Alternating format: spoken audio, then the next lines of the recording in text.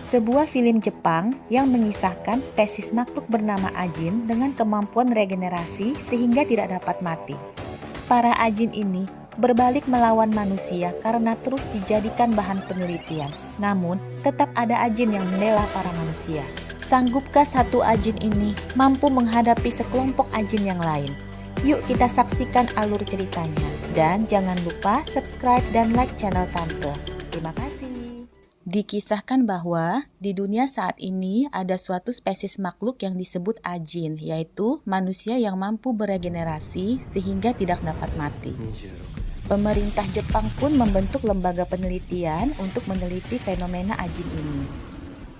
Film pun dimulai dengan memperlihatkan seorang Ajin bernama Nagai yang sedang berada di lembaga penelitian. Nagai adalah Ajin ketiga di Jepang. Tapi penelitian yang dilakukan lembaga itu sangatlah kejam.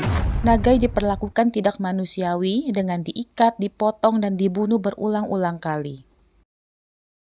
Nagai pertama kali mengetahui dia adalah Ajin 2 hari yang lalu pada saat mengalami kecelakaan dan langsung dibawa ke lembaga penelitian itu. Scene berlanjut memperlihatkan sebuah mobil yang berisi 2 Ajin bernama Sato dan Tanaka menepi di samping gedung penelitian itu. Mereka langsung menerobos gedung dengan meledakkan tembok sehingga membuat para staf gedung itu kaget. Lewat kamera CCTV, Sato mengatakan kepada Tozaki, direktur lembaga penelitian itu, bahwa kali ini ia datang untuk menyelamatkan Nagai seperti 3 tahun lalu ia menyelamatkan Tanaka. Dengan cepat, Sato dan Tanaka menghabisi para penjaga. Karena mereka tidak bisa mati, jadi mereka tidak kenal takut, teman tante. Para penjaga mencoba membius Sato, namun Sato menembak lehernya sendiri dan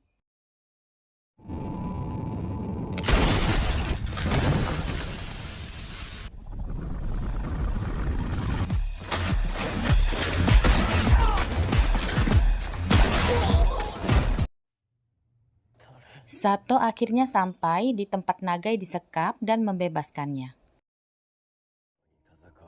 Sato memperkenalkan dirinya yang juga adalah Ajin dan mengajak Nagai bergabung dengannya untuk memperjuangkan nasib Ajin. Sato pun menyuruh Nagai untuk menembak 3 orang staf yang sebelumnya menyiksa Nagai, namun Nagai tidak mau melakukannya.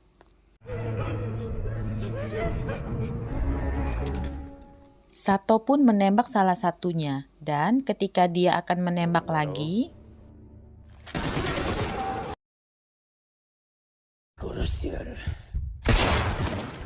Nagai dan 2 orang staf itu pun segera berusaha kabur dari Sato yang sudah hidup lagi dan mengejar mereka.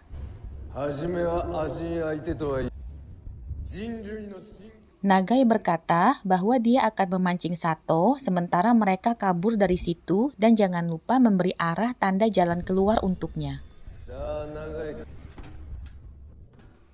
Tiba-tiba Sato melihat ternyata itu hanya tipuan, teman tante.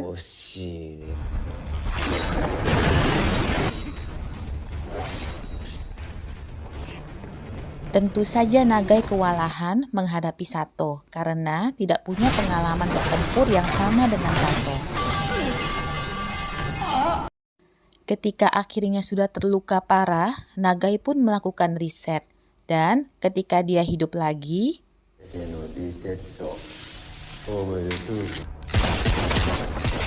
sementara itu, 2 orang staf tadi menepati janjinya pada Nagai untuk mengarahkan tanda menuju jalan keluar gedung itu.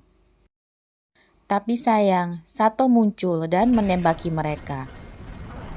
Sato pun memunculkan Ajinnya, dan ketika Ajin Sato mau menyerang Nagai,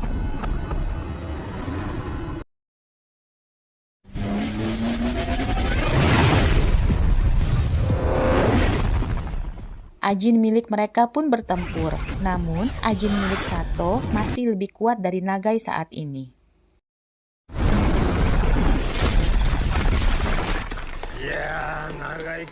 Dan ketika Nagai dengan seorang staf yang masih hidup berusaha mengendap kabur, Sato menembaki mereka.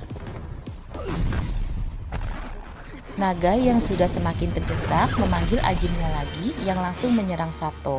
Sato pun terkejut karena Nagai bisa memanggil Ajinnya 2 kali. Dan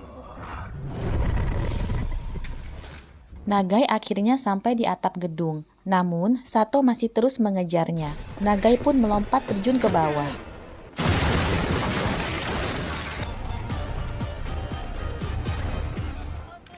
Scene pun berlanjut memperlihatkan Sato dengan Tanaka yang duduk di kursi roda, membuat konferensi pers dan membocorkan bahwa pemerintah Jepang melakukan percobaan tidak manusiawi terhadap para Ajin. Sato menunjukkan Tanaka yang terduduk lemas di kursi roda dan mengatakan bahwa bukti-buktinya telah diunggah ke sebuah situs. Sato memohon kepada pemerintah Jepang untuk mengalokasikan mereka di sebuah tempat khusus Ajin dan tidak mengganggu mereka. Selepas itu, pemberitaan mengenai hal itu pun terus menyebar, serta menimbulkan pro dan kontra terhadap permintaan Sato. Beralih ke Nagai yang sudah berhari-hari luntang-lantung di jalan, bertemu dengan seorang nenek yang kasihan melihat kondisi Nagai dan membawanya ke rumahnya. Scene berpindah memperlihatkan adik Nagai bernama Eriko yang dirawat di rumah sakit sedang mengobrol dengan Shimomura, bodyguardnya Tozaki. Lalu tiba-tiba,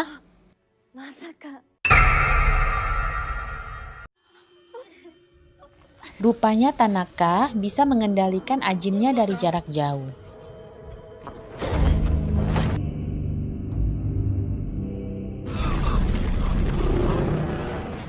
Tapi ternyata Shimomura juga Ajin, teman tante.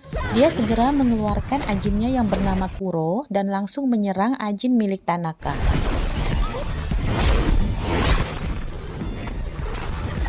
Dua Ajin ini pun bertempur dengan sangat sengit.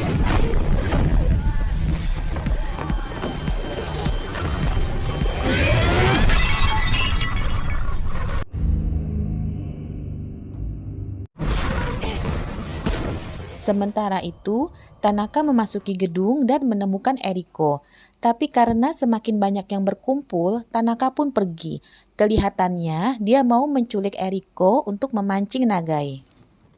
Malamnya, Sato dan Tanaka melakukan transaksi jual beli senjata yang ditukar dengan organ tubuh manusia, yaitu 10 ginjal dan 5 hati. Dapat dari mana tuh ya, teman tante? Dan ternyata Nagai sekarang tinggal di rumah nenek itu di pegunungan. Saat itu terdengar berita dari radio bahwa Eriko yang dirawat di rumah sakit diserang oleh Ajin. Nagai segera menemui Eriko diam-diam. Mereka mengobrol dengan santai karena sudah lama tak bertemu dan Eriko memberitahu bahwa wanita yang kemarin menemuinya adalah Ajin juga. Scene berpindah ke Sato yang sedang siaran live mengancam akan menyerang gedung-gedung kementerian di sekitar lab Ajin karena permintaannya tidak direspon dengan baik oleh pemerintah.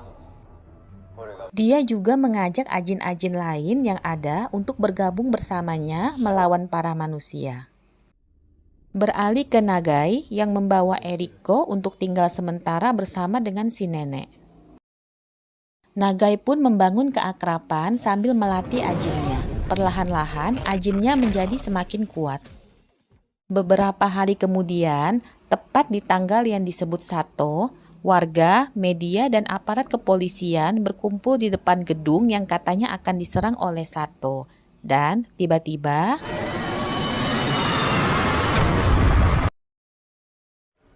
ternyata Sato lah yang mengawaki pesawat itu, teman tante. Tak lama, pasukan khusus pun datang mengepung Sato dan teman-temannya.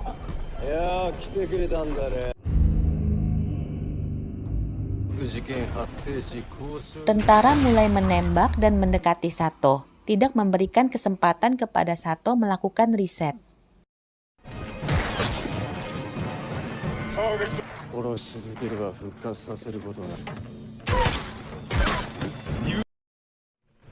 Tanaka pun membantu Sato dengan menembaki para tentara itu dari atas gedung.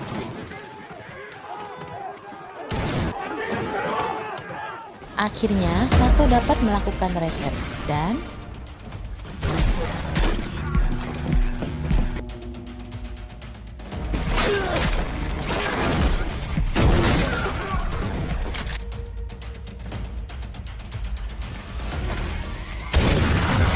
Sato terus melawan para tentara itu sampai akhirnya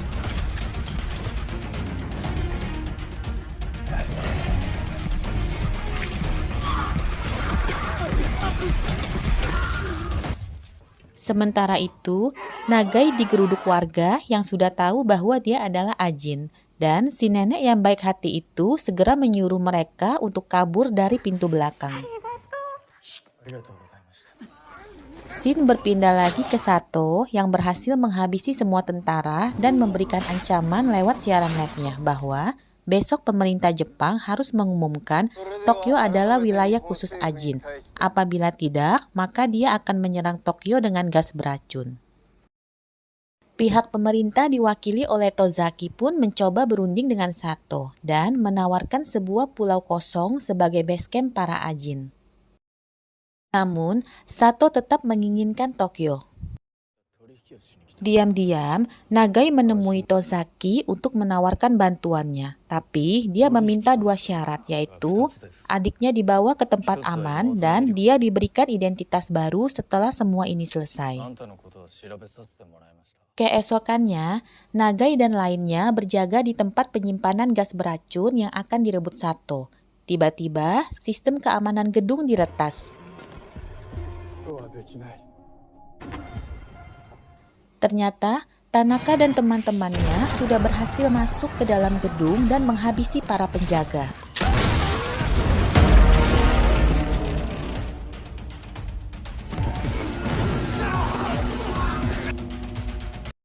Namun, Nagai merasa ada yang aneh karena Sato tidak ada di sana dan sistem keamanan mereka terus diretas. Nagai pun mengirimkan ajinnya untuk mencari tahu dan berhasil menemukannya. Nagai segera memberitahu Tozaki yang segera menangkap si peretas itu. Kembali ke Tanaka yang berhasil sampai di ruangan penyimpanan gas beracun. Nagai yang sudah mempersiapkan jebakan sebelumnya segera bertindak. Dia mengeluarkan ajinnya lewat saluran-saluran blower yang memenuhi ruangan itu sehingga terbentuk kabut asap hitam yang menutupi pandangan Tanaka dan kawan-kawannya. Karena makhluk ajin mereka itu hanya bisa dilihat oleh sesama ajin, sedangkan orang biasa tak bisa melihatnya. Akhirnya, mereka pun berhasil dilumpuhkan dengan tembakan bius. Namun, tampak tas yang dibawa oleh rekan Tanaka tadi ternyata berisi potongan tangan Sato. Sementara di tempat lain, Sato bersiap menghancurkan seluruh tubuhnya di mesin penghancur kayu. Dan, wah, keren ya teman tante, bisa regenerasi utuh dari sepotong tangan. Nagai mencoba mengulang cara kabut blower seperti sebelumnya. Sato pun terbius.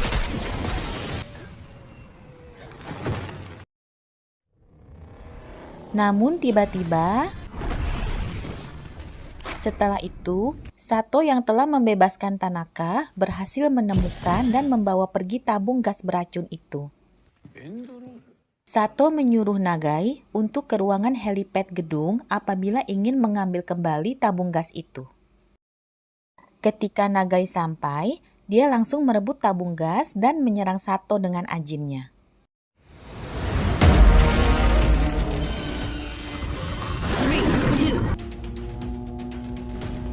Ajin mereka pun berduel, sementara Sato terus menembaki Nagai.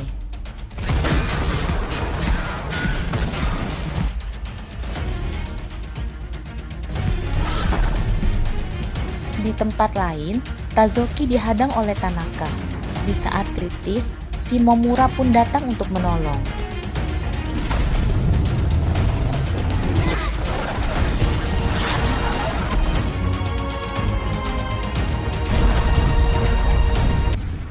Sementara itu, Nagai dan Sato beserta 2 ajinnya terus bertarung. Dan hampir saja ya teman tante. Dan ketika Sato melempar tabung gas itu, Nagai melompat untuk menangkapnya.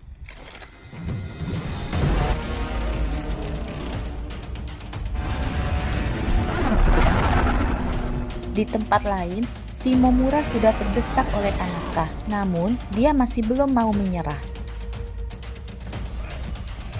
Tasoki muncul dan menancapkan suntikan bius ke punggung Tanaka dan mengatakan pada Shimomura untuk tidak membiarkan Tanaka melakukan riset.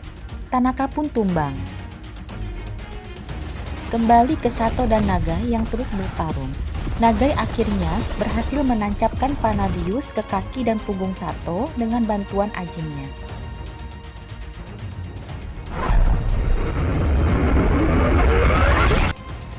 Tepat pada saat Sato akan melakukan riset, Nagai menembak jatuh pistol Sato.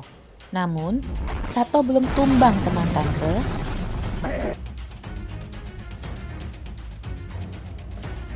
Tepat pada saat Sato akan menembak Nagai, pasukan tentara pun muncul dan menyemprotkan gas nitrogen yang membuat Sato dan Nagai beku.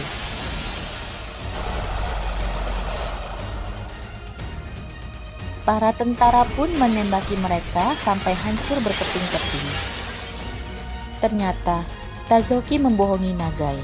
Pihak pemerintah yang menjanjikan identitas baru setelah berhasil memusnahkan Sato ternyata berniat ikut membunuh Nagai bersama dengan Sato. Namun tiba-tiba, Nagai beregenerasi lewat potongan tangannya yang sempat terpotong waktu bertempur dengan Sato dan tidak ikut beku.